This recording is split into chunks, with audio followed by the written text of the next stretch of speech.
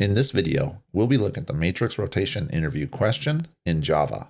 My name is Larry, and this is Digital Logic.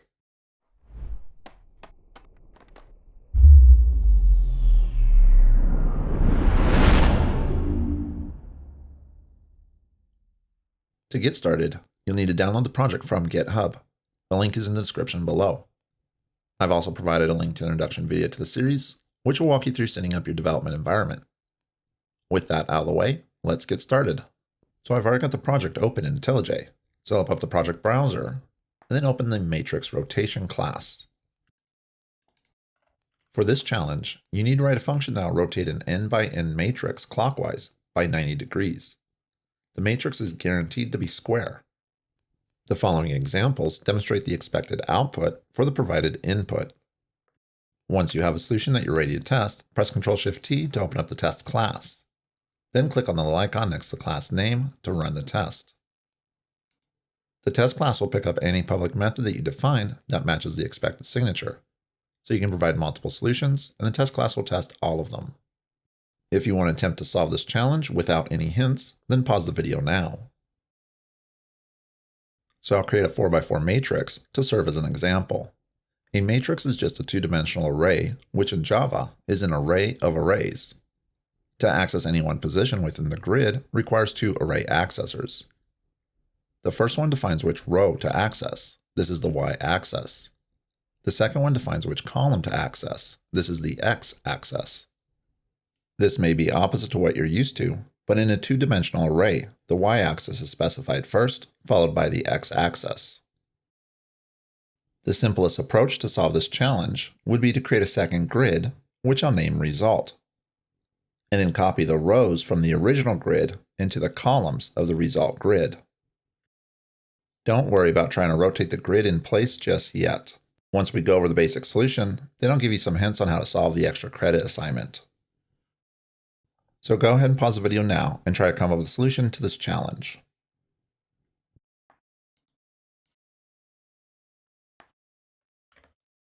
Welcome back.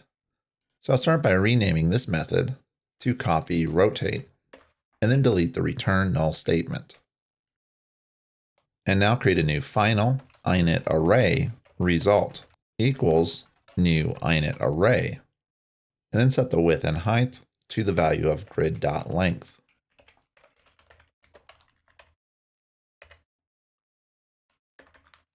Now create a new for loop, init y1 equals 0, and then x2 equals grid.length minus 1.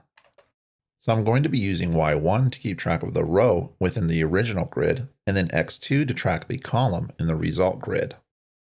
We're going to execute this loop while y1 is less than grid.length, and now increment y1 and decrement x2. Create another for loop, init I equals 0, I is less than grid.length, and then increment I. And now all we need to do is fill in the result grid. So result at I and x2 equals grid at y1 and I. And then finally, return the result grid. Press Ctrl-Shift-T to open up the test class, and then run the test. And it's passing the test. This is a pretty simple solution, where we just copy the contents of the original grid into a new result grid. So now the question is, can we rotate the matrix in place? If you want to attempt this challenge without any hints, then pause the video now. So let's go back to our example matrix. We can't just copy a row into a column because we'd be overwriting data. What we have to do is pull some data out of the matrix to create some room so that we can move everything around within it. So I'll start by splitting up the matrix into levels. With our 4x4 matrix, we'll have two levels, the outer ring and the inner ring. For now, let's focus on the outer ring and split it up into 4 even sections. So what we need to do here is copy the contents of one section into memory You could copy a single value at a time or the whole section at once. This creates space in the matrix to move the next section into its position. Continue this process all the way around the loop.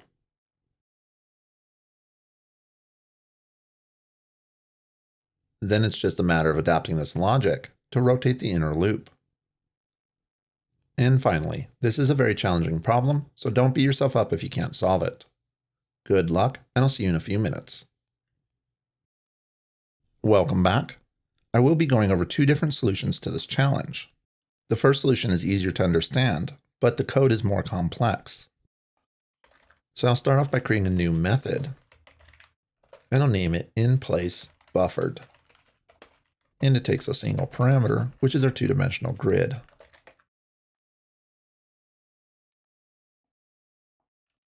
So now I'm going to create four variables. Top equals 0, left equals 0, right equals grid.length minus 1, and then bottom equals grid.length minus 1. We could substitute all four of these variables for one level variable, but I think it's a little easier to understand with the four variables. So I'll leave that refactoring up to you. And then at the end of the function, we'll be returning the grid. Now create a new while loop, and the condition will be while top is less than bottom. So our first step is to create an array that can hold the entire section of the grid, and I'll call it catch, and it's going to be equal to new array. And I'll set the length to right minus left. And now we're going to store the top row into the catch. Create a for loop, init x equals left, and I equals 0. The condition will be while x is less than right, and then increment x and increment I. And now catch at I equals grid at top and x. You could substitute this for loop with the arrays.copyOfRange method, which creates a shallow copy of an array. But this is the only place where that method would be useful.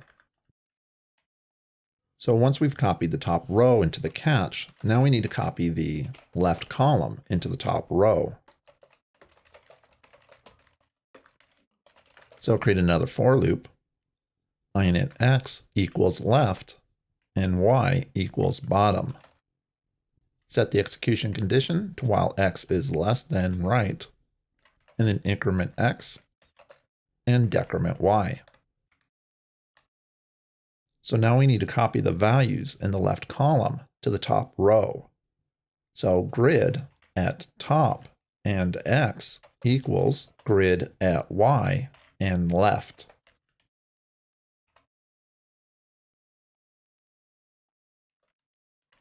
Now we need to copy the bottom row into the left column. So create another for loop, init x equals right, and y equals bottom. The execution condition will be while x is greater than left, and then we'll decrement x, and then decrement y. And then grid at y and left equals grid at bottom and x. So now we need to copy the right column into the bottom row. So create another for loop, init x equals right, and y equals top. Set the execution condition to while x is greater than left, and then decrement x and increment y. And now grid at bottom and x equals grid at y and right. And now we need to copy the catch into the right column. So create another for loop, init y equals top and I equals 0. The execution condition will be while y is less than bottom, and then increment y and increment I. And then grid at y and right equals catch at I. And now I just need to increment and decrement the boundary variables.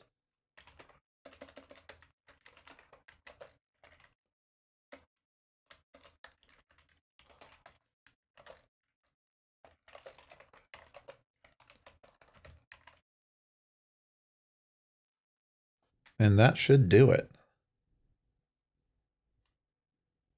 Press Shift F10 to rerun the test, and it passes the test. So the code for the solution is definitely on the tedious side. It isn't too terribly complex, but it is real easy to make a simple mistake which would cause this function to fail. So for this next solution, we're still going to split up the grid into layers, and then each layer into 4 even sections. But instead of trying to move the entire section at once, we're going to focus on just moving one element at a time. And you'll see that this is actually going to be much easier to code than in the previous solution. So I'll start out by creating a new public static method, and I'll name it inPlace2.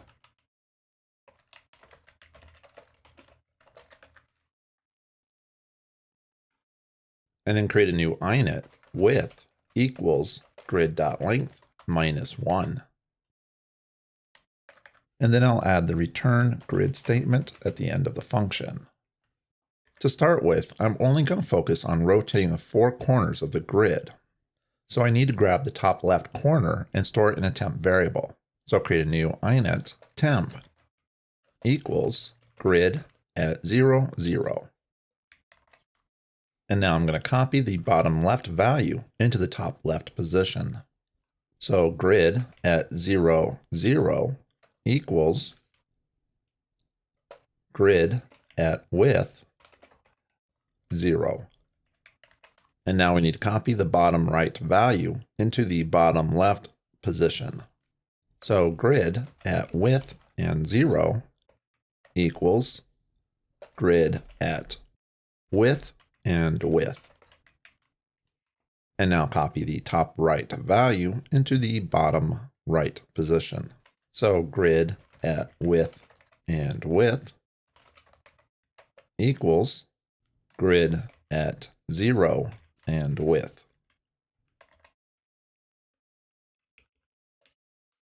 And then finally, we need to take the value stored in the temp variable and store it into the top right position. So now that we've got the code to rotate the 4 corner pieces, now we just need to adapt it to rotate the entire outer loop. So I'm going to create a new for loop, and I want this above the temp variable. For init I equals 0, I is less than width, and then increment I. And then make sure to include all of the grid assignments within the for loop. So once the 4 corner pieces have been rotated, we need to shift what we select over by 1. Use the graph on the right as a reference.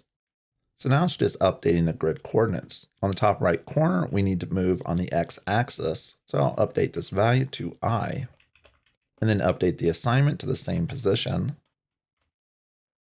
And then on the bottom left position, we'll be moving up on the y-axis. So I'll change this to width minus I, and then update the assignment to this exact same position.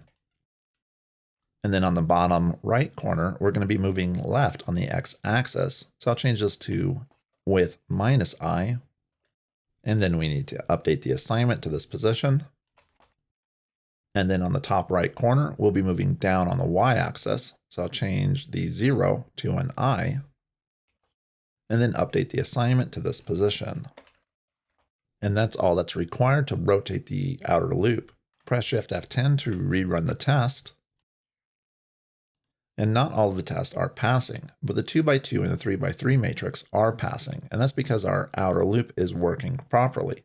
Now we just need to adapt it to work on the inner loop. So I'm going to create another for loop, init L equals 0. And then L is less than grid.length divided by 2. And then increment L. So the first thing that I'm going to do is update the inner loop. And the reason is because when we are rotating the inner loop, we don't want to loop through the entire width of the grid.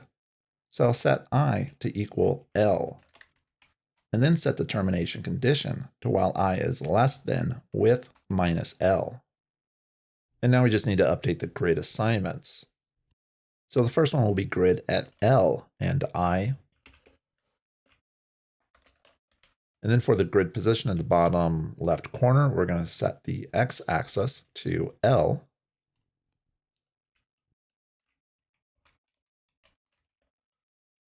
And then for the bottom right corner, when the level increases, we need to move up the y-axis, so it'll be width minus L.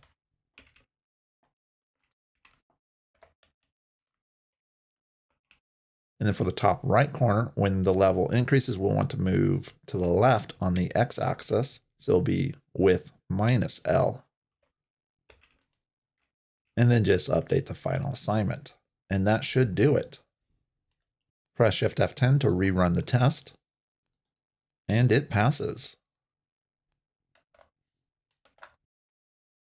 Well, that is it for this video. If you like this video, then please like, share, subscribe. If you want to support the creation of these videos, then check out my Patreon page. Link is in the description, and I'll see you in the next video.